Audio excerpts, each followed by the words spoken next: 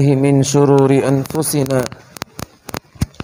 ومن سيئات أعمالنا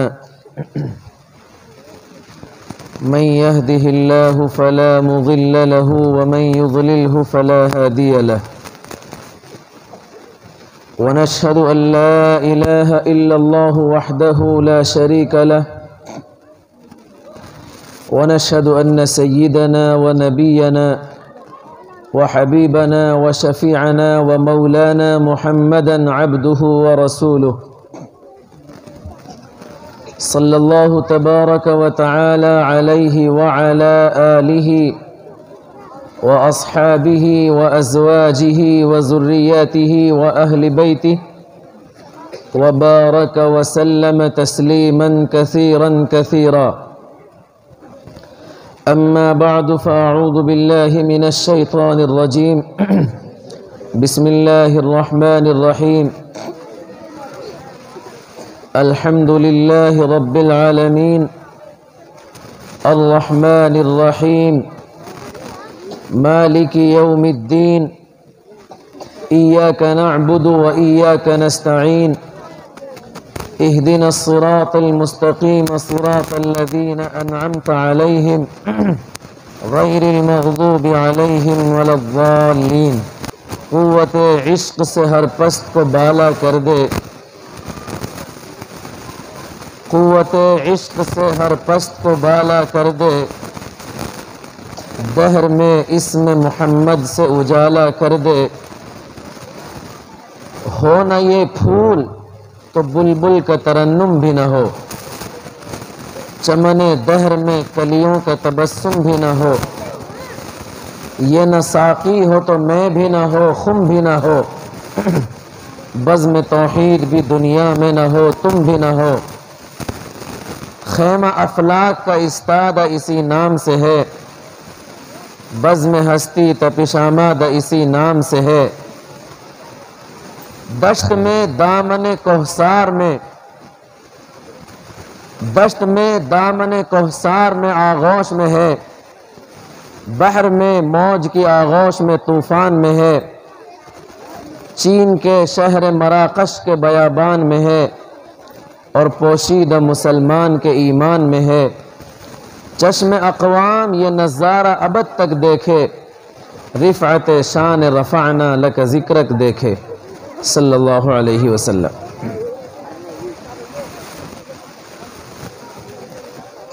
محترم بزرگوں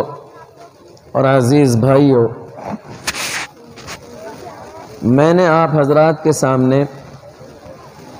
قرآن کریم کی ایک پوری سورت تلاوت کی ہے، اور یہ وہ سورت ہے جس کو ہم اور آپ روزانہ نمازوں کے اندر نماز کی ہر رکعت میں تلاوت کرتے ہیں، جس کو ہم اور آپ سورہ فاتحہ کے نام سے جانتے ہیں. اس سورت کے بہت سارے نام ہیں. ایک نام اس سورت کا ہے ام الکتاب، جس کا ترجمہ ہے کتاب کا خلاصہ. چونکہ سورہ فاتحہ کے اندر اللہ رب العزت والجلال نے پورے قرآن کا خلاصہ بیان کیا ہے، یعنی پورے قرآن مجید کے اندر پورے 30 پاروں کے اندر جو باتیں اللہ تبارک و تعالی نے تفصیل کے ساتھ بیان فرمائی ہیں، انہی باتوں کا خلاصہ اور اختصار اللہ تبارک و تعالی نے سورہ فاتحہ کے اندر بیان فرمایا ہے. اور یہی وجہ ہے کہ نمازوں کی ہر رکعت میں یہ بات واجب اور ضروری قرار دی گئی ہے کہ بندہ مومن جب رب کے سامنے کھڑا ہو تو وہ پہلے قرآن کریم کا خلاصہ اللہ تعالیٰ کو سنائے، اور پھر تفصیل میں سے جتنا ممکن ہو اللہ رب العزت والجلال کے سامنے تلاوت کرے. اس لیے کہ پورا قرآن انسان ایک رکعت میں پڑھ دے یا ایک نماز میں پڑھ دے یہ ممکن نہیں. اس لیے خلاصے کے طور پر سورہ فاتحہ کو بار بار تلاوت کرنا اور ہر رکعت میں پڑھنا ضروری قرار دیا گیا ہے۔ سورہ فاتحہ کو قرآن کریم کا خلاصہ اس لیے کہا جاتا ہے کہ قرآن کریم کے اندر اللہ تبارک و تعالیٰ نے جو مضامین بیان کیے ہیں وہ 6 طرح کے مضامین ہیں۔ سب سے پہلا جو مضمون ہے جس کو اللہ تبارک و تعالیٰ نے قرآن کریم میں جگہ جگہ بیان فرمایا ہے وہ ہے توحید۔ دوسرا مضمون جو قرآن کریم کے اندر ہے وہ ہے قیامت۔ تیسرا مضمون جو قرآن کریم کے اندر ہے وہ ہے رسالت۔ اور چوتھا مضمون جو قرآن کریم کے اندر ہے وہ ہے احکام۔ اور پانچواں مضمون قرآن کریم کے اندر جو ہے وہ ہے ماننے والے، اللہ کی باتوں کو قبول کرنے والے۔ اور چھٹا مضمون قرآن کریم کا ہے اللہ کی باتوں کو نہ ماننے والے۔ یہ 6 مضامین ہیں جو قرآن کریم کے اندر بیان کیے گئے ہیں۔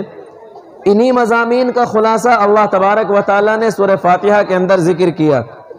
چنانچہ الحمدللہ رب العالمین الرحمن الرحیم یہاں تک اللہ تبارک و تعالیٰ نے توحید کو بیان فرمایا۔ مالک یوم الدین کے اندر اللہ تبارک و تعالیٰ نے قیامت کا مضمون بیان فرمایا۔ ایاک نعبد و ایاک نستعین کے اندر اللہ تبارک و تعالیٰ نے احکام کا ذکر کیا۔ اور اہدنا الصراط المستقیم صراط الذین انعمت علیہم کے اندر اللہ تبارک و تعالیٰ نے رسالت کو بیان کیا اور اطاعت کرنے والے اور ماننے والوں کو ذکر کیا۔ اور غیر المغضوب علیہم ولا الضالین کے اندر اللہ تعالیٰ نے نہ ماننے والوں کو، نافرمانوں کو، کافروں کو اور فاسقوں کو اللہ تبارک و تعالیٰ نے بیان کیا ہے۔ تو سورہ فاتحہ میں اللہ تعالیٰ نے سارے قرآن کا خلاصہ بیان کیا ہے، اس لیے میں نے سورہ فاتحہ آپ کے سامنے تلاوت کی ہے۔ اس کی ایک آیت مالک یوم الدین، اس آیت کی روشنی میں آپ کو ایک مسئلہ سمجھانا چاہتا ہوں بس۔ اللہ تبارک و تعالیٰ فرماتے ہیں مالک یوم الدین، اس کا ترجمہ ہے وہ یوم جزا کا مالک ہے۔ اللہ تبارک و تعالیٰ نے اس آیت میں اپنے کو مالک کہا ہے، قاضی نہیں کہا، قاضی یوم الدین نہیں کہا، مالک یوم الدین کہا ہے۔ اللہ تبارک و تعالیٰ یہ بتانا چاہتے ہیں اپنے بندوں کو کہ او میرے بندو، جب تم میرے پاس آؤ گے، اور ہر کسی کو میرے پاس آنا ہے، تو مجھے قاضی سمجھ کے مت آنا، مالک سمجھ کے میرے دربار میں حاضر ہونا۔ قاضی سمجھ کے مت آنا۔ اگر تم قاضی سمجھ کے آؤ گے تو مایوس ہو جاؤ گے، نا امید ہو جاؤ گے، اور اگر تم مجھے مالک سمجھ کے آؤ گے تو تم ہمیشہ مجھ سے امید رکھو گے۔ اور اللہ تعالیٰ قرآن کریم میں فرماتا ہے لا تقنطوا من رحمت اللہ ان اللہ یغفر الذنوب جميعا۔ چلو کیا ہیں؟ مالک ہیں، قاضی نہیں ہیں۔ اللہ تعالیٰ قیامت کے دن کے مالک ہیں، قاضی، سب بولو میرے ساتھ، مالک ہیں، قاضی نہیں ہیں۔ اگر قاضی ہوتے تو کیا ہوتا؟ مالک اور قاضی میں فرق کیا ہے؟ مالک ہونے سے ہمیں کیا فائدہ ہے اور قاضی نہ ہونے سے ہمیں کیا فائدہ ہے؟ اگر اللہ تعالیٰ یہ کہہ دیتے کہ میں یوم جزا کا قاضی ہوں تو ہمارا کیا نقصان تھا؟ تو اس کے لیے آپ کو سمجھنا ہوگا کہ قاضی اور مالک میں فرق کیا ہے۔ قاضی اور مالک میں پہلا فرق یہ ہے کہ قاضی جو ہوتا ہے یا جج جو ہوتا ہے وہ خود بھی قانون کا پابند ہوتا ہے، جبکہ مالک کسی قانون کا پابند نہیں ہوتا، مالک کسی قانون کے ماتحت نہیں آتا، جبکہ قاضی اور جج جو ہوتا ہے وہ خود بھی قانون کا پابند ہوتا ہے، قانون سے اوپر نہیں ہوتا۔ مثال کے طور پر اگر کسی جگہ کوئی چوری ہو جائے، کوئی فیکٹری ہو، کوئی دکان ہو، دکان میں چوری ہو جائے، اور دکان کا مالک اپنے منشی سے، اپنے نوکر سے، ملازم سے یہ کہے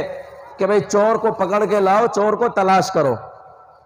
اب وہ اس فیکٹری کا منشی اور ملازم چور کو پکڑ لائے، اور پکڑنے کے بعد اس پر مقدمہ دائر کر دے، اس کو جج میں، کورٹ میں پیش کر دے، اور کورٹ میں جانے کے بعد یہ ملازم،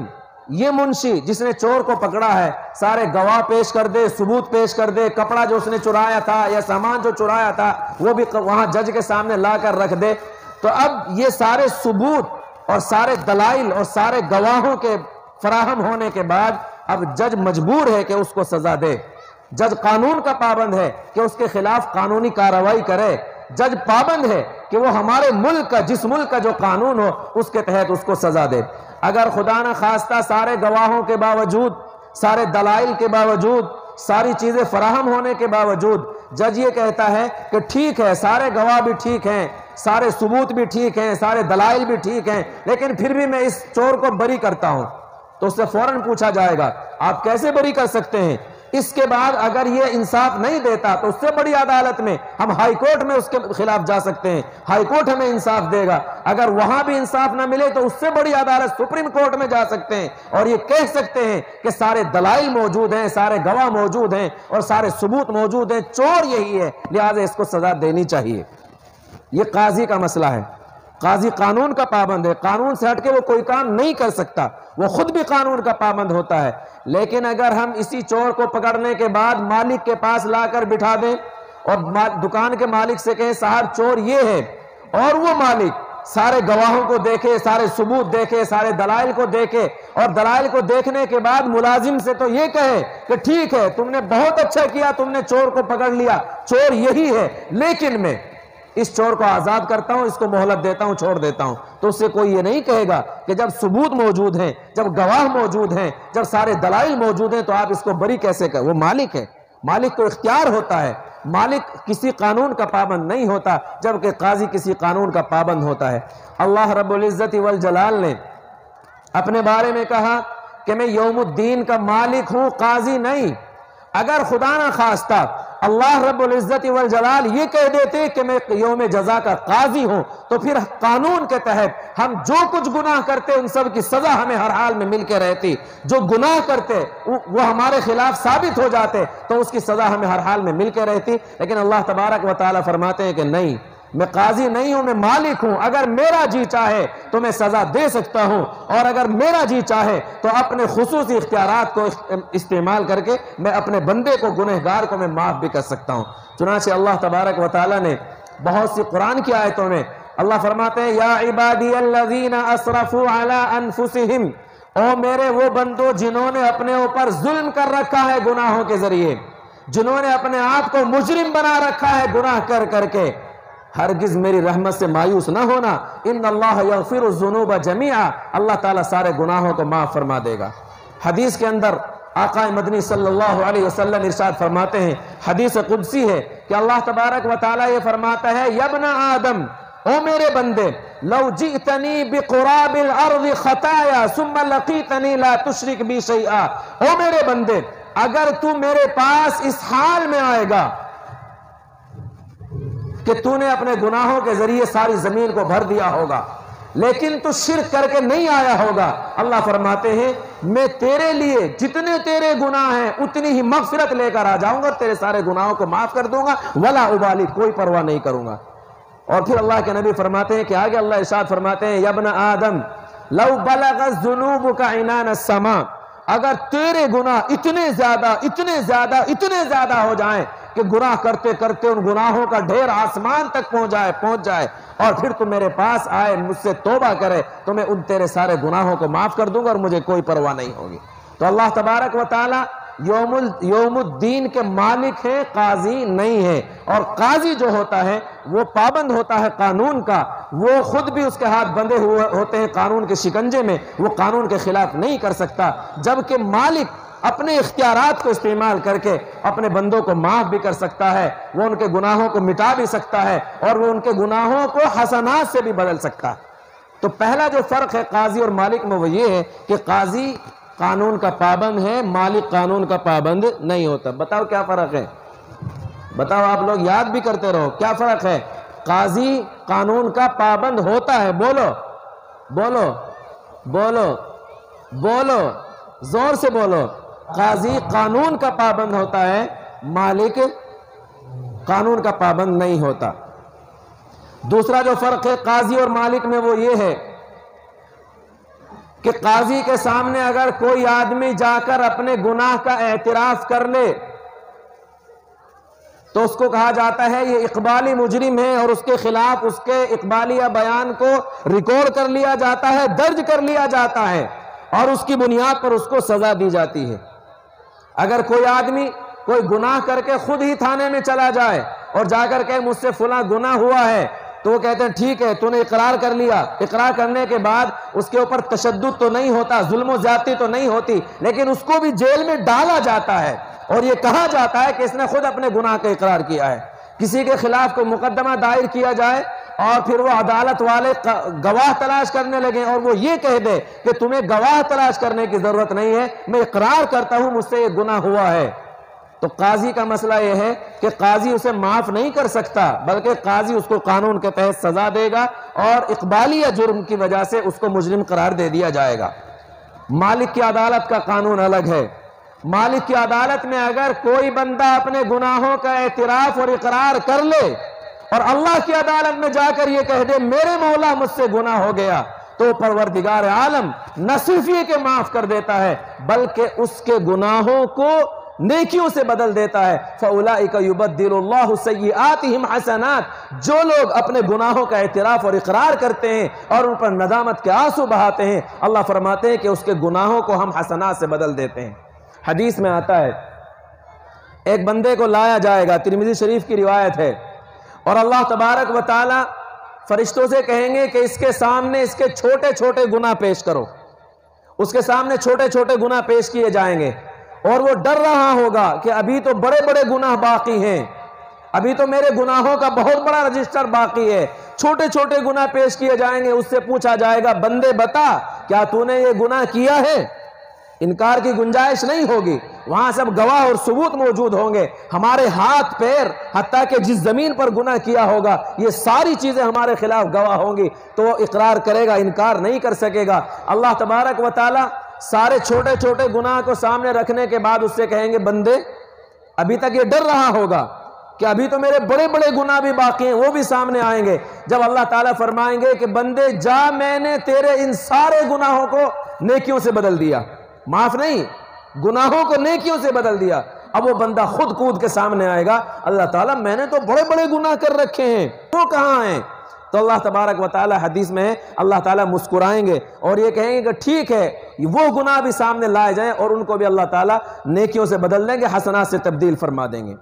تو قاضی اور مالک کی عدالت میں دوسرا فرق یہ ہے کہ قاضی کے یہاں اگر ہم جرم کا اعتراف کر لیں تو قاضی ہمیں سزا دیتا ہے، مالک کی عدالت میں اگر جرم کا اعتراف کر لیں تو مالک گناہ کو معاف بھی کر دیتا ہے اور حسنات سے بدل بھی دیتا ہے۔ تیسرا فرق قاضی کی عدالت میں اور مالک کی عدالت میں یہ ہے کہ قاضی کے یہاں کسی بندے کا جرم ثابت ہو جائے، اس کے بعد وہ سزا پوری کر لے، جیل کاٹ لے، گھر واپس آ جائے، یا اس کو کسی وجہ سے معاف کر دیا جائے، دونوں صورتوں میں اس کا ریکارڈ پھر بھی باقی رکھا جاتا ہے، مٹایا نہیں جاتا، پھاڑا نہیں جاتا، ختم نہیں کیا جاتا، اس کے ریکارڈ کو محفوظ رکھا جاتا ہے۔ اگر کوئی آدمی نشے میں مبتلا تھا اور نشے کی وجہ سے وہ جیل میں بار بار جیل میں جانا پڑا، پھر وہ آ گیا، وہاں سے آنے کے بعد اس کو جب بری کرتے ہیں تو ایسا نہیں کرتے کہ اس کا سارا ریکارڈ ختم کر دیا جائے، مٹا دیا جائے، بلکہ اس کا نام رجسٹر میں لکھا ہوا ہوتا ہے۔ بعد میں اگر وہ توبہ بھی کر لے اس گناہ سے، مثلا آیا وہ بیچارہ وہاں سے جماعت میں چلا گیا، شراب پیتا تھا، نشے کا عادی تھا، توبہ کر لی، داڑھی رکھ لی، نمازی بن گیا، کسی اللہ والے کی صحبت میں چلا گیا اس لیے توبہ کر لی، نیک بن گیا، بعد میں بھی اگر کوئی معاملہ پھر پیش آ جائے گاؤں کے اندر تو سب سے پہلے اس کو بلایا جاتا ہے، اس کا ریکارڈ موجود ہوتا ہے اور ریکارڈ کے بلبوتے پر اس سے کہا جاتا ہے کہ بھئی تیرا نام یہاں ریکارڈ میں لکھا ہوا ہے، تو نے یہ کام کیا ہے؟ وہ کہتا ہے جی نہیں، میں نے تو توبہ کر لی۔ پھر بھی اس سے پوچھا جاتا ہے کہ ٹھیک ہے تو نے توبہ کر لی، لیکن کون لوگ یہ کام کرتے ہیں ان کا تجھے پتہ ہوگا، اس کا ریکارڈ محفوظ رکھا جاتا ہے۔ اور اگر کوئی آدمی توبہ کر لے مثلا اور گناہ سے باز آ جائے، پھر بعد میں خدا نہ خواستہ توبہ کر لے، گناہ کر لے، تو پھر اس کے جب اس کو لے جایا جاتا ہے عدالت میں یا تھانے میں تو اس کا پچھلا سارا ریکارڈ نکالا جاتا ہے اور دکھایا جاتا ہے کہ دیکھو یہ پہلے بھی کئی بار جیل میں آ چکا ہے، اس کا ریکارڈ ہمارے پاس محفوظ ہے، سارا ریکارڈ اس کے سامنے رکھا جاتا ہے اور اس ریکارڈ کی بنیاد پر اگر اس بار اس کا گناہ چھوٹا بھی ہو تب بھی سزا بڑی دی جاتی ہے، ریکارڈ محفوظ رکھا جاتا ہے۔ جبکہ مالک کی عدالت کا مسئلہ یہ ہے کہ جب کسی کو معاف کر دیا جاتا ہے تو ریکارڈ بھی ختم کر دیا جاتا ہے، ریکارڈ باقی نہیں رکھا جاتا۔ حدیث میں ہے اذا تاب العبد، جب بندہ اپنے گناہ سے توبہ کرتا ہے، انسى اللہ ذلك الحفظ، تو اللہ تبارک و تعالی اس گناہ کو فرشتوں سے بھی بھلوا دیتے ہیں، وجوارحہ، اس کے اعضاء سے بھی بھلوا دیتے ہیں، وما یعلم من الارض، اور زمین کے جس حصے پر گناہ کیا تھا اس حصے سے بھی بھلوا دیتے ہیں. حتی یلقی اللہ لیس علیہ من اللہ شاہد بذنب، اللہ کے پاس وہ اس حال میں جاتا ہے کہ اس کے گناہ کی گواہی دینے والا کوئی موجود نہیں ہوتا. سب کو بھلا دیتے ہیں، سارے گناہوں کو مٹا دیتے ہیں اور سارے گناہوں پر قلم پھیر دیا جاتا ہے، ریکارڈ باقی نہیں رکھا جاتا. جس طرح قاضی کی عدالت میں اگر پولیس والے کسی مجرم کو پکڑ کر لائیں تو پچھلا ریکارڈ اٹھا کے کہتے ہیں کہ دیکھو اس کا پہلا ریکارڈ بھی گندا ہے، ایسے ہی اگر کوئی بندہ توبہ کر لے اس کے گناہ اللہ معاف فرما دے، تو پھر اگر اس سے گناہ ہو جائے، خدا نہ خواستہ اگر کسی نے 99 مرتبہ زنا کیا ہو والعیاذ باللہ، اور پھر وہ اللہ سے توبہ کر لے اور توبہ کرنے کے بعد اللہ اسے معاف فرما دے، تو جب 100ویں مرتبہ اگر اس سے گناہ ہو جاتا ہے تو فرشتے یہ نہیں کہتے کہ اللہ تعالیٰ اس نے 99 مرتبہ پہلے بھی گناہ کر رکھا ہے، اب 100ویں مرتبہ گناہ کر رہا ہے. وہ 99 والا ریکارڈ ختم ہو جاتا ہے، بس یہ ایک باقی رہتا ہے جو اس نے اب کیا ہوتا ہے. تو تیسرا فرق قاضی کی اور مالک کی عدالت میں یہ ہے کہ اللہ تبارک و تعالی یعنی جو مالک ہیں اس کی عدالت کا قانون یہ ہے کہ جب اللہ کسی گناہ کو معاف فرماتے ہیں تو اس کا ریکارڈ بھی ختم کر دیتے ہیں، فرشتوں کو بھی بھلا دیتے ہیں اور سارے گواہوں اور ثبوتوں کو ختم کر دیتے ہیں. جبکہ قاضی کی عدالت کا دستور یہ ہے کہ وہ سارے ریکارڈ کو محفوظ رکھتا ہے اور پچھلا سارا ریکارڈ اس کے سامنے کبھی بھی اس کے سامنے آ سکتا ہے، وہ ختم نہیں کیا جاتا. چوتھا فرق یہ ہے کہ جب ہمارے خلاف قاضی کی عدالت میں کوئی مقدمہ پیش کیا جائے تو وہاں ہمیں وکیل کی ضرورت پڑتی ہے. چونکہ ہم قانون کو نہیں جانتے، ہماری طرف سے ہمارا مقدمہ لڑنے کے لیے، ہماری صفائی پیش کرنے کے لیے، چاہے ہم گنہگار بھی ہوں، جب بھی ہمارا وکیل یہی کہے گا کہ میرا موکل بے گناہ ہے، بے قصور ہے، میرے موکل نے یہ گناہ نہیں کیا، ہماری طرف سے قاضی کی عدالت میں اگر مقدمہ لڑنا ہو تو ہمیں ضرورت پڑتی ہے وکیل کی. لیکن مالک کی عدالت میں اگر مقدمہ لڑنا ہو تو پھر وکیل کی ضرورت نہیں پڑتی. مثال کے طور پر کسی آدمی نے خدا نہ خواستہ کسی کو قتل کر دیا، عدالت میں مقدمہ گیا، عدالت نے اس کو پھانسی کی سزا سنا دی، تو وہ کیا کرے گا؟ اس کے خلاف اوپر کی عدالت میں جائے گا، ہائی کورٹ میں، اس سے بڑا وکیل منتخب کرے گا، اس وکیل کی خدمات حاصل کرے گا، وکیل اس کا مقدمہ لڑے گا. وہاں ہائی کورٹ میں بھی اگر یہ فیصلہ ہو جائے، وہاں بھی یہ مقدمہ ہار جائے اور یہ فیصلہ ہو جائے کہ اس کو پھانسی کی سزا دی جائے گی، تو سپریم کورٹ میں جائے گا، وہاں اور بڑا وکیل تلاش کرے گا اور بڑے وکیل سے اپنا مقدمہ لڑوائے گا. وہاں بھی اگر سپریم کورٹ میں بھی یہ مقدمہ ہار جائے اور سپریم کورٹ بھی مہر لگا دے کہ اس کو پھانسی دی جائے گی، اب دستور یہ ہوتا ہے کہ پھر وہ جاتا ہے راشٹرپتی، صدر مملکت، جو ملک کا بادشاہ ہوتا ہے، صدر ہوتا ہے، اس کے دربار میں جاتا ہے. لیکن صدر جو ہوتا ہے اس کو ملک اور بادشاہ کہا جاتا ہے، تو ملک اور بادشاہ کے دربار میں اب وکیل کی ضرورت نہیں پڑتی، وکیل تلاش نہیں کرتا. اب وہ وہاں جائے گا، وہ رحم کی اپیل لکھے گا، اور رحم کی اپیل لکھنے کے بعد کوئی سفارشی تلاش کرتا ہے،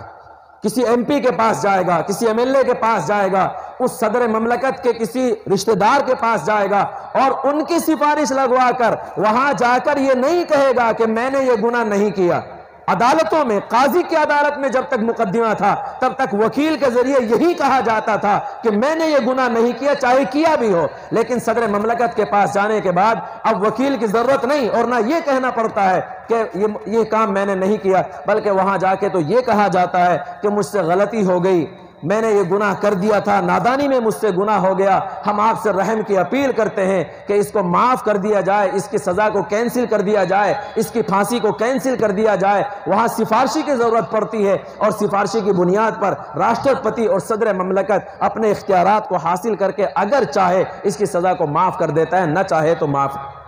نہیں کرتا. تو فرق یہ ہوا کہ قاضی کی عدالت میں ضرورت پڑتی ہے وکیل کی اور بادشاہ کی عدالت میں ضرورت پڑتی ہے سفارشی کی. کتنے فرق ہو گئے؟ 4. پہلا فرق یہ ہے کہ قاضی قانون کا پابند ہے، مالک قانون کا پابند نہیں ہے.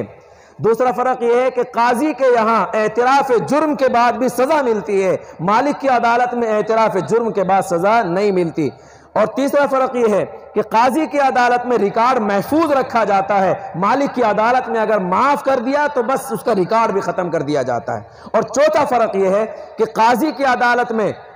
وکیل کے ذریعے اپنی صفائی دی جاتی ہے اس جرم کا انکار کیا جاتا ہے، جبکہ مالک کی عدالت میں وکیل نہیں سفارشی کی ضرورت پڑتی ہے اور اپنے جرم پر معافی کی اپیل کی جاتی ہے، رحم کی اپیل کی جاتی ہے۔ یہ 4 فرق ہیں۔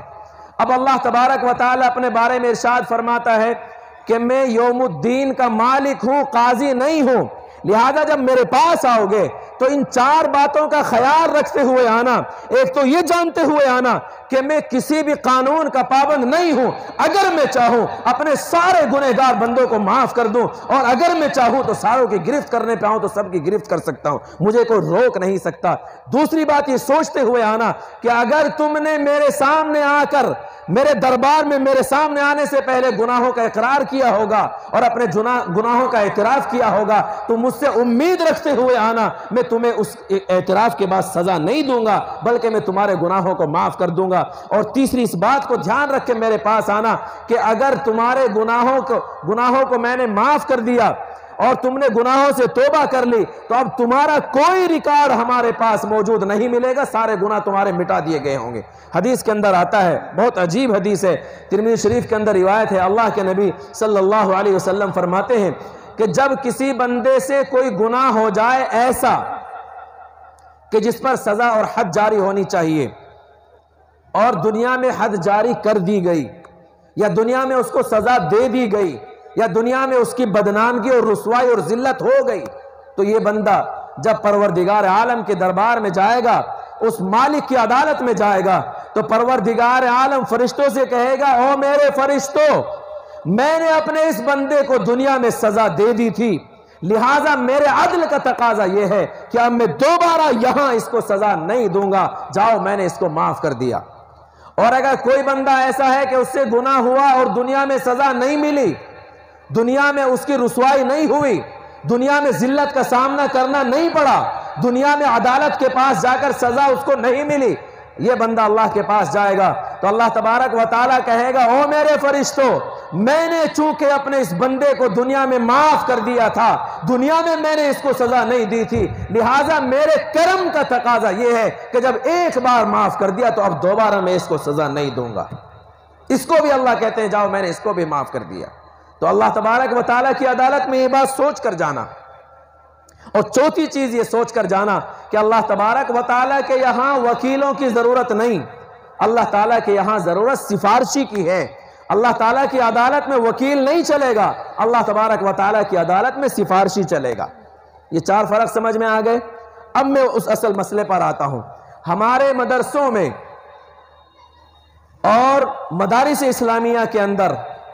نہ کوئی وکیل تیار کیا جاتا، اور آپ لوگ تانا بھی دیتے ہو، نہ کوئی ڈاکٹر تیار کیا جاتا، اور دنیا والے تانا بھی دیتے ہیں کہ مدرسے والے دنیاوی لائن سے پیچھے ہیں، اور لوگ تانا بھی دیتے ہیں کہ مدرسے والے مسلمانوں کی ترقی میں آڑ ہیں۔ میں دنیا والوں کو بتانا چاہتا ہوں کہ ہاں ہمارے مدرسوں کے اندر وکیل نہیں، ڈاکٹر نہیں، انجینئر نہیں بنائے جاتے، ہمارے مدرسوں کے اندر تو سفارشی بنائے جاتے ہیں۔ اور بھائی وکیل کی ضرورت، ڈاکٹروں کی ضرورت اور انجینئروں کی ضرورت کہاں پڑتی ہے دنیا میں؟ اور دنیا میں بھی سب کو نہیں پڑتی، بلکہ کسی کو پڑتی ہے، جبکہ اللہ کی عدالت میں سب کو جانا ہے اور وہاں جا کر سفارشی کی ضرورت سب کو پڑنے والی ہے۔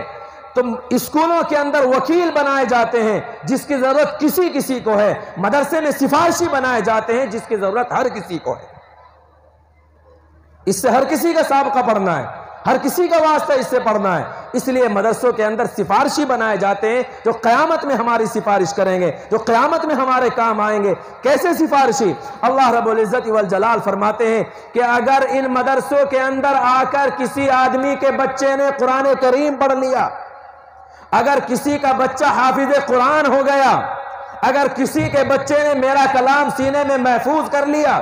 اگر کسی کا بچہ میرے قرآن کو فرفر پڑھنے لگا، میرے قرآن کو سینے میں پیوست کر لیا، قیامت کا دن ہوگا اللہ رب العزت والجلال کے دربار میں سب حاضر ہوں گے. 10 ایسے آدمی ہوں گے, اللہ تبارک و تعالیٰ کی طرف سے فیصلہ کیا جا چکا ہوگا کہ ان کو جہنم میں ڈالا جائے گا. ان کے ہاتھ میں جہنم کا پروانہ آ چکا ہوگا. یہ ننھا سا بچہ, یہ حافظ قرآن جو مدرسوں میں تیار کیا جاتا ہے, یہ آئے گا اور رب ذوالجلال کے سامنے آ کر کھڑا ہوگا اور کہے گا, اے پروردگار عالم, تجھے اس قرآن کا واسطہ جو میں نے اپنے سینے کے اندر محفوظ کیا تھا, اللہ یہ میرا باپ ہے, اللہ یہ میری ماں ہے, اللہ یہ میرا بھائی ہے, اللہ یہ میرا رشتہ دار ہے, اللہ یہ میری بہن ہے, اللہ یہ میرا بیٹا ہے, اللہ یہ میری بیٹی ہے, تجھے تیرے قرآن کا واسطہ, ان کے حق میں جہنم کا فیصلہ ہو چکا ہے, اپنے قرآن کی لاج رکھ لے, اپنے قرآن کے واسطے سے ان سب کو معاف فرما دے. اللہ کے نبی فرماتے ہیں 10 ایسے آدمی جن کا جہنم میں جانے کا حکم ہو چکا ہوگا, یہ اکیلا ننھا سا سفارشی آئے گا, یہ اکیلا ننھا سا سپاہی آئے گا اور ان 10 کے 10 کو جہنم سے نکال کر جنت میں لے جائے گا. یہ دیتے ہیں ہم مدرسے والے, یہ دیا جاتا ہے مدرسوں میں, اور یہ سکھایا جاتا ہے مدرسوں میں, یہ پڑھایا جاتا ہے مدرسوں میں. اور سنو, ڈاکٹر کی ضرورت, انسان بیمار ہو گیا, ڈاکٹر کے گاؤں کے ڈاکٹر کے پاس لے جائیں گے, وہ تھوڑی بہت دوائی دے گا, پھر کہے گا یہ میرے بس سے باہر ہے, اس کو گنگو لے جاؤ. گنگو کے ڈاکٹر کے پاس جائیں گے, وہ کچھ دیکھے گا, دیکھنے کے بعد پھر وہ کہے گا معاملہ سیریس ہے, میرے بس سے باہر ہے, سہارنپور لے جاؤ. سہارنپور لے جایا جائے گا, وہاں کچھ علاج ہوگا, اگر وہاں قابو میں نہ آیا تو وہ کہیں گے دلی لے جاؤ, بڑے ہاسپٹل میں لے جاؤ, دلی لے جائیں گے. وہاں جانے کے بعد کچھ دن وہ رہے گا, وہ پیسے آپ سے اینٹھیں گے اور اس کے بعد پوچھیں گے ہاں بھئی کیا ہوا, ہمارے ابا کی طبیعت کیسی ہے؟ وہ کہے گا ہم نے بڑی کوشش کی پر ہم جان نہیں بچا سکے. اب بتاؤ, کیا اس کے بعد بھی کسی اور ڈاکٹر کے پاس جائیں گے؟ اس کے بعد فوراً مولانا زلفان صاحب کے پاس فون آئے گا, حضرت میرے ابا کا انتقال ہو گیا, میرے ابا کے ایصال ثواب کے لیے بچوں سے قرآن پڑھوا دو, میرے ابا کے ایصال ثواب کے لیے سورہ یاسین پڑھوا دو, بچوں سے قرآن کریم تلاوت کر کے میرے ابا کو ثواب پہنچا دو. اس کا مطلب یہ ہوا کہ اسکول میں پڑھنے والے بڑے سے بڑے کا کام جب ختم ہو جاتا ہے, جب بڑے سے بڑے ڈاکٹر کا کام پورا ہو جاتا ہے, اس وقت اس اسکول کی پیداوار کا جب بڑے سے بڑا قابل اور فارغ جب ناکام ہو جاتا ہے, تب ہمارے مدرسے کا سب سے چھوٹا سا حافظ جی, سب سے چھوٹا سا بچہ, تب اس کا کام شروع ہوتا ہے. جہاں اسکولوں کا کام ختم ہوا, جہاں ڈاکٹروں کا کام پورا ہوا, وہاں مدرسے کے پڑھنے والے سفارشی اور مدرسے کے پڑھنے والے ننھے سے بچوں کا وہاں سے کام شروع ہوتا ہے. اس لیے کہ پتا ہے کہ چونکہ سفارش انہیں کرنی ہے, اللہ کے یہاں بات ان کی منتی ہے, اللہ کے یہاں قبولیت ان کی ہے, اللہ کے یہاں ان کا سکہ چلتا ہے, اس لیے وہیں سے فون آئے گا کہ اب ان بچوں کی ضرورت ہے, اب رب کے دربار میں ان سے سفارش کرا دو. رب کے دربار میں سفارش کریں گے تو ہمارے ابا کی جان بخشی ہو جائے گی, مغفرت ہو جائے گی. حضرت عیسیٰ علیہ السلام کے زمانے کا واقعہ ہے غالباً, یہ ہو سکتا ہے بعد کے کسی کا واقعہ ہو. کسی آدمی کا انتقال ہوا, قبر میں دفنا دیا گیا, تو حضرت عیسیٰ کو قبر کے پاس سے گزرے تو اندازہ ہوا, معلوم ہوا کہ اس صاحب قبر کو عذاب ہو رہا ہے. چلے گئے, 4-5 سال کے بعد پھر وہاں سے گزر ہوا تو اب دیکھا کہ اب اس کو عذاب نہیں ہو رہا ہے, عذاب قبر ہٹا دیا گیا. انہوں نے اللہ تبارک و تعالی سے التجا کی کہ اے اللہ, کچھ سالوں پہلے میں یہاں سے گزرا تھا, تب اس قبر والے کو عذاب ہو رہا تھا, اے پروردگار عالم, آج اس نے کون سا ایسا نیک کام کر دیا, قبر میں پڑے پڑے اب اس نے کون سے اعمال حسنہ کر دیے کہ آج اس کے اوپر عذاب قبر نہیں ہو رہا ہے, آج اس سے عذاب ہٹا دیا گیا. کون سا اس کا ایسا عمل ہے, کون سا اس نے یہاں پر نمازیں پڑھی ہیں, کون سی تہجدیں پڑھی ہیں, کون سے صدقے دیے ہیں, کون سا اس نے ایسا عمل کیا ہے کہ اب اس کے اوپر عذاب قبر نہیں ہو رہا ہے. آواز آئی کہ جب اس کا انتقال ہوا, اس کی بیوی کے پیٹ میں بچہ تھا, اس کے انتقال کے بعد وہ بچہ پیدا ہوا اور بڑا ہونے کے بعد تھوڑا سا 4-5 سال کا ہوا, وہ اب کسی مدرسے کے حفیظ جی کے پاس گیا ہے, اور حافظ صاحب نے اپنے سامنے بٹھا کر اس سے کہا ہے بیٹا پڑھو بسم اللہ الرحمن الرحیم. اس ننھے سے بچے نے اپنی تتلی زبان سے بولنا اس کو ابھی نہیں آتا, الفاظ صاف نہیں نکلتے, اس ننھے سے معصوم بچے نے آج اپنی معصوم زبان سے پڑھا ہے بسم اللہ الرحمن الرحیم, جس کا ترجمہ یہ ہے میں شروع کرتا ہوں اس پروردگار کے نام سے جو بڑا رحم کرنے والا ہے. عیسیٰ جب اس کے ننھے سے بچے نے مجھے رحمان کہا, مجھے رحیم کہا, تو میری رحمت جوش میں آ گئی اور میری غیرت نے یہ گوارا نہ کیا کہ جس کا بچہ مجھے رحمان اور رحیم کہہ رہا ہے, میرے دربار میں سفارش کر رہا ہے, اس کے باپ کو قبر میں عذاب کیسے دوں. تو مدرسوں میں تیار کیے جاتے ہیں سفارشی. ضرورت دنیاوی علوم کی بھی ہے, ہم انکار نہیں کرتے, ضرورت ڈاکٹروں کی بھی ہے, انجینئروں کی بھی ہے, سب کی ہے, لیکن سب سے زیادہ ضرورت ہمیں سفارشی کی ہے. وہ ہمیں ان مدرسوں سے ملتے ہیں, مدرسوں سے تیار کیے جاتے ہیں. اچھا ایک بات بتاؤ, اگر ہمیں گنگو تھانے میں کوئی کام ہو اور گاؤں میں سے ہم کسی ایسے آدمی کو اپنی سفارش کے لیے ساتھ لے کر جائیں جس کی بات وہاں چلتی ہو, ضرورت پڑتی رہتی ہے روزانہ, پردھان کو لے کر جائیں یا اور کسی ایسے آدمی کو جو اثر و رسوخ والا ہو جس کی بات وہاں چلتی منتی ہو, اس کو اگر ہم سفارشی بنا کے گنگو لے کے جائیں اور راستے میں وہ کہے کہ بھائی ذرا چائے پی لیں, یا راستے میں کھانے کا وقت ہو جائے اور وہ کہے کہ بھائی کھانا کھانا ہے, ہوٹل پہ آپ اسے کھانا کھلانے کے لیے لے جائیں, تو پیسے آپ دیتے ہو یا وہ دیتا ہے؟ بھائی کون دیتا ہے؟ سفارشی پیسے دے گا یا ہم جو اس کو سفارشی بنا کر لے کر جا رہے ہیں پیسے ہم دیں گے؟ اچھا کھانے کا وقت ہو گیا, پیسے تو ہم نے دیے, لیکن کیا ایسا ممکن ہے کہ ہم اس کو کہیں دال روٹی کھلا دیں اور کہیں چل ہماری سفارش کر دیں؟ نہیں, اس کو اچھے سے اچھا کھانا کھلائیں گے, اچھے ہوٹل پر لے جائیں گے, چائے بھی بہترین والی شیخ چلی کی. شیخ چلی مشہور ہے نا یہاں گنگوں میں, شاید شیخ چلی مشہور ہے, تو شیخ چلی کی چائے پلوائیں گے, بڑھیا والی چائے, کیونکہ سفارش کرانی ہے. تو اس کا مطلب یہ نکلا کہ جس کی سفارش کی ہمیں ضرورت ہوتی ہے اس کو اچھے سے اچھا کھلانا, اچھے سے اچھا پلانا, اور پھر بھی اس کا احسان ماننا. اس کو ہم جو کھانا کھلا رہے ہیں اس پر کوئی احسان کر رہے ہیں؟ اس کو جو چائے پلوا رہے ہیں اس پر کوئی احسان کر رہے ہیں؟ نہیں, اس کا احسان ہے کہ اپنا کام چھوڑ کے ہماری سفارش کے لیے آ گیا. تو کھلاتے بھی ہیں شاندار اچھے سے اچھا, پلاتے بھی ہیں اچھے سے اچھا, اور پھر اس کا احسان بھی مانتے ہیں. مانتے ہیں کہ نہیں مانتے؟ تو پھر یہ اللہ کے سفارشی, یہ اللہ کی سب سے بڑی عدالت کے سفارشی حفاظ کرام, یہ اللہ کی عدالت کے سب سے بڑے سفارشی علماء کرام, اور یہ اللہ کی عدالت کے سب سے بڑے سفارشی اہل قرآن, ان کا خرچہ, ان کا کھانا پینا, ان کی تنخواہ, ان کا انتظام, ان کی سہولیات یہ کون دے گا بھائی؟ کون دے گا؟ جسے سفارش کی ضرورت ہے وہ دے گا, جس کو سفارش کرانی ہے وہ دے گا,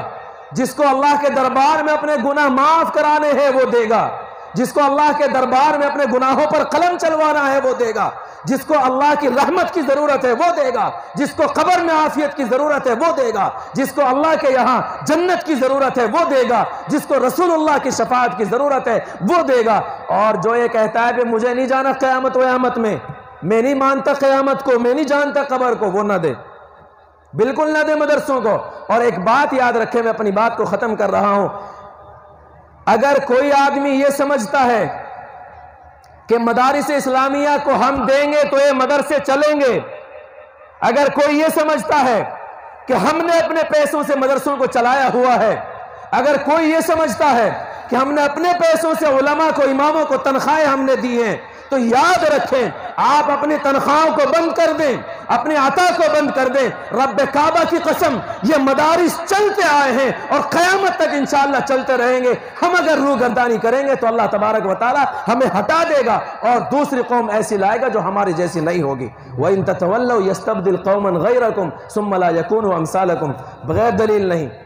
دلیل سنو. اللہ تبارک و تعالی کا دستور یہ ہے کہ جو چیز ضروری ہوتی ہے, جس چیز کی عام لوگوں کو ضرورت ہوتی ہے, اللہ تبارک و تعالی اس چیز کو ہر حال میں موجود رکھتے ہیں. مثال کے طور پر ہوا, ہوا کی ساری انسانیت کو، ساری کائنات کو، ساری مخلوق کو ضرورت ہے یا نہیں ہے؟ اگر کوئی آدمی اپنے گھر کے دروازے کو بند کر کے گھر کے اندر بیٹھ جائے اور یہ کہے کہ مجھے اس ہوا کی ضرورت نہیں ہے، اگر اس کی موت ہوئی تو الگ بات ہے، اگر اس کی زندگی ہوئی تو اپنے گھر کا دروازہ بند کر کے دیکھ لو، اللہ تعالیٰ آندھی چلائے گا، دروازے کو توڑ کر وہ ہوا تیرے پاس پہنچے گی اور ہر حال میں ہوا پہنچ کے رہے گی۔ ہوا ایسی چیز ہے جس کی ضرورت سب کو ہے، اس لیے ہمیں ہوا کے لیے نہ انتظام کرنا پڑتا ہے، نہ ہوا خریدنی پڑتی ہے، نہ کچھ ساز و سامان مہیا کرنا پڑتا ہے، یہ ضرورت کی چیز ہے، اس لیے اللہ تبارک و تعالیٰ سب کو دیتا ہے، ہر حال میں دیتا ہے، اور قیامت تک جب تک یہ کائنات باقی ہے تب تک ہوا ہر کسی کو اسی حال میں ملتی رہے گی۔ اللہ تبارک و تعالیٰ رحمان ہے، غفور الرحیم ہے، اللہ تعالیٰ کو وہاں قیامت میں اپنے بندوں کو بخشنا ہے، اپنے بندوں کو معاف کرنا ہے، اور معاف کرنے کے لیے اللہ تبارک و تعالیٰ کو ان چھوٹے چھوٹے سفارشیوں کی ضرورت ہے، اللہ تعالیٰ کو ان سفارشوں کی وہاں ضرورت ہے اپنے بندوں کو معاف کرنے کے لیے، اس لیے اللہ تبارک و تعالیٰ ان کو باقی بھی رکھے گا، مدرسوں کو قائم بھی رکھے گا، اور مدرسے ہمیشہ موجود رہیں گے، چونکہ یہ چیز ہر ایک کی ضرورت کی ہے، سفارشی ہر کسی کو چاہیے ہوتا ہے، اور قیامت میں سفارشی کی ضرورت ہر کسی کو پڑنے والی ہے۔ اس لیے یہ اپنے ذہنوں سے نکال دیں کہ ہم مدرسوں میں دے کر کسی پر کچھ احسان کر رہے ہیں، اپنے ذہنوں سے نکال دیں کہ ہمارے پیسے سے مدرسہ چل رہا ہے، یہ مدرسے چلیں گے، ہر حال میں چلیں گے انشاءاللہ۔ دوسری دلیل، جب ہمارے گھر میں کوئی مہمان آتا ہے تو ہم میزبان اپنی حیثیت کے حساب سے مہمان کے ساتھ سلوک کرتے ہیں۔ مثلاً اگر کوئی میرے جیسا چھوٹا سا آدمی ہے، اس کے گھر کوئی مہمان آ جائے تو وہ یہ کرے گا کہ مہمان کو بٹھائے گا، خود دکان پہ جائے گا، وہاں سے نمکین، بسکٹ، مٹھائی، ٹھنڈا، یہ وہ سب لے کے آئے گا۔ کھانا کھلانا ہے تو بازار سے جا کے خود سبزی لائے گا، سبزی لا کے گھر میں دے گا، گھر والے پکائیں گے، انتظام کرے گا۔ لیکن اگر کوئی بڑا آدمی ہے، اس کے گھر مہمان آ جائے تو وہ خود نہیں بازار جائے گا، وہ خود نہیں سبزی خرید کے لائے گا، وہ خود نہیں بازار سے اور دکان سے ٹھنڈا خرید کے لائے گا، وہ کسی ایک نوکر کو کہے گا کہ جا فلاں جگہ سے تو ٹھنڈا لے کے آ، دوسرے سے کہے گا تو گنگو چلا جا، وہاں سے گوشت، بڑھیا والا گوشت لے کے آ، میرا دوست آیا ہے، وہ نوکروں کو بھیجے گا۔ اگر کوئی نوکر یہ کہہ دے کہ میں نہیں جا رہا کہیں بھی، تو وہ کیا کہے گا؟ اس کا کان پکڑ کے باہر نکال دے گا، دوسرے سے کہے گا تو یہ کام کر، اس کو کان پکڑ کے نوکری سے نکال دے گا، بھگا دے گا گھر سے، جب تو میری بات نہیں مانتا، میرے مہمانوں کا خیال نہیں رکھتا، تو میرے کس کام کا ہے، جا دفع ہو جا یہاں سے۔ یہ جو مدرسے میں پڑھنے والے بچے ہیں، یہ اللہ تعالیٰ کے مہمان ہیں۔ کس کے مہمان ہیں؟ اللہ کے مہمان ہیں، اور اللہ تعالیٰ سارے بادشاہوں کا بادشاہ ہے۔ اگر کوئی آدمی یہ کہتا ہے میں نہیں دوں گا مدرسوں میں چندہ،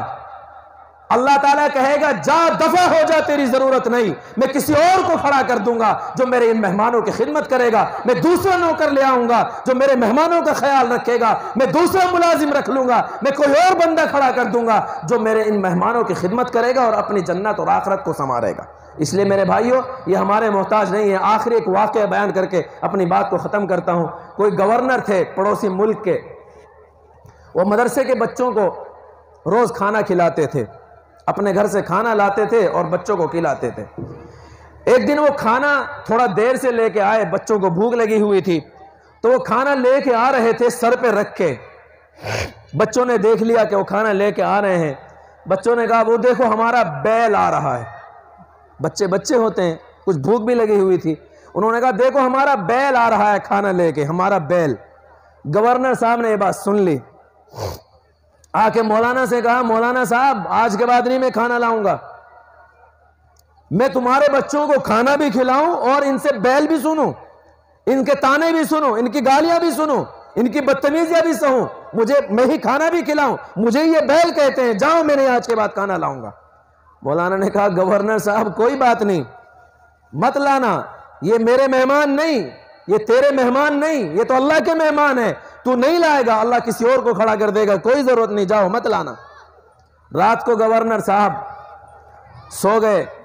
خواب میں دیکھتے ہیں کہ میدان محشر ہے اور یہی مدرسے کے چھوٹے چھوٹے طلباء جو شرارت کر رہے تھے وہاں کھڑے ہیں۔ پل صراط سے گزرنے کا وقت آیا، رب تعالیٰ نے کہا ان بچوں سے کہ بچوں تم تو میرا قرآن پڑھتے تھے، تم نے میرا کلام پڑھا ہے، اپنے کلام کی برکت سے تم تو جاؤ حساب کتاب کے بغیر چلے جاؤ، جاؤ جنت میں چلے جاؤ پل صراط پار کر کے۔ وہ صاحب دیکھ رہے ہیں، انہوں نے دیکھا کہ بچے جانے لگے پل صراط سے، تو اچانک 2-3 بچوں نے کہا رے بھائی رک جاؤ، سارے رک گئے کہ کیا ہوا بھائی؟ کہنے لگے ہم تو جا رہے ہیں، وہ ہمارا بیل کہاں؟ وہ ہمارا بیل کدھر ہے؟ اپنے بیل کے بغیر نہیں جائیں گے۔ تو دیکھا کہ وہ تو حساب کتاب میں الجھا ہوا ہے، حساب کتاب میں پھنسا ہوا ہے۔ وہ بچے گئے اللہ تعالیٰ کے پاس، اے پروردگار آپ نے ہمیں بغیر حساب کتاب کے جنت میں جانے کا حکم دے دیا، آپ نے ہمارے اوپر رحم کا معاملہ کر دیا، لیکن ایک ہمارا بیل بھی ہے، اس بیل کے بغیر ہم نہیں جائیں گے، پروردگار عالم اس ہمارے بیل کو بھی ہمارے ساتھ بھیج دے۔ اللہ تعالیٰ نے کہا کہ ٹھیک ہے جاؤ اس کو بھی لے جاؤ۔ آنکھ کھل گئی، صبح کو آئے گورنر صاحب مولانا کے پاس اور آ کر کہتے ہیں مولانا جب تک میں زندہ ہوں میں روز ان بچوں کا کھانا لے کے آؤں گا، پر ان بچوں کو ایک بات کہہ دو، تم مجھے چاہے بیل کہو چاہے گدھا کہو، لیکن اللہ کے واسطے پل صراط میں میرا ساتھ نہ چھوڑنا، پل صراط پہ مجھے مت بھول جانا، پل صراط پہ اپنے بیل کو ساتھ لے کے جانا۔ اللہ کے واسطے بچوں سے کہہ دو مجھے معاف کر دیں، اور قیامت کے دن اپنے بیل کو نہ بھولیں۔ میں اس حال میں خوش ہوں، میں ان سے بیل سن کے خوش ہوں، اور آج کے بعد میں روز ان بچوں کے لیے کھانا لے کے آؤں گا۔ میرے بھائیوں، اگر اللہ تعالیٰ نے ہمیں موقع دیا ہے، اللہ تعالیٰ نے ہمیں یہ موقع میسر کیا ہے کہ ہم اللہ کے ان مہمانوں کی اور اللہ کے مہمانوں کی نہیں اپنے سفارشوں کی اگر ہم کچھ خدمت کر سکتے ہیں تو ہمیں سعادت سمجھ کے خدمت کرنی چاہیے۔ اور اپنے گھروں کے اندر اگر آپ کے گھر میں 4 بچے ہیں تو بنا لو، آپ سب کو 3 کو ڈاکٹر بنا لو، انجینئر بنا لو، وکیل بنا لو، پر ایک کو سفارشی بھی ضرور بناؤ گے انشاءاللہ۔ ایک ہی کافی ہے، 10 کے لیے کافی ہے، ان وکیلوں کے لیے بھی اور سب ڈاکٹروں کے لیے بھی اور اپنے سارے گھر والوں کے لیے ایک سفارشی گھر میں ضرور بنانا۔ اگر بچے بڑے ہو گئے تو پوتوں میں ضرور ایک سفارشی بنانا، پوتیوں میں، نواسیوں میں، دوتوں میں کوئی نہ کوئی سفارشی ضرور بنا کے جانا، اور ان کی خدمت یہ سمجھ کر کرنا کہ یہ ہمارے سفارشی ہیں اور قیامت میں یہ ہمارے کام آئیں گے، اور قیامت میں ہمیں ان کی شفاعت کی ضرورت پڑے گی۔ تو انشاءاللہ اللہ تبارک و تعالی ہماری دنیا کو بھی اور آخرت کو بھی سنوار دیں گے۔ وآخر دعوانا ان الحمدللہ رب العالمین۔